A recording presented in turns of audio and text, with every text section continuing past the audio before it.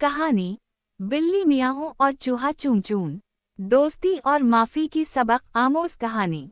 एक दिन की बात है, एक छोटे से घर में बिल्ली मियाओ रहती थी। वो बहुत नरम दिल, साफ सुथरी और आराम पसंद बिल्ली थी। उसी घर की दीवार में एक छोटा सा चूहा रहता था, जिसका नाम चून चून था। चून चून रोज बिल्ली के किचन में जाता, चीजें खाता और छपकर वापस अपने सुराख में चला जाता।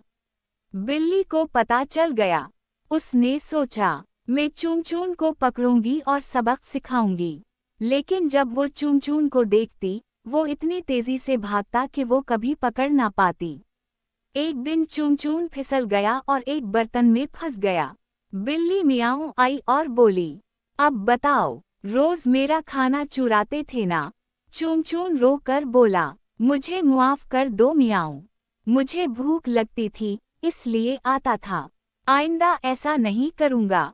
बिल्ली ने उसे गौर से देखा और फिर मुस्कुरा कर बोली, चलो, आज से तुम मेरे दोस्त हो। अगर भूख लगे तो इजाजत लेकर आओ। चून चून ने खुश होकर कहा, सच, तुम बहुत अच्छी हो। इस दिन के बाद बिल्ली और चूहे की दोस्ती हो गई। वो साथ बैठकर खाना खाते, बातें करते और कोई चीज चुराते नहीं थे।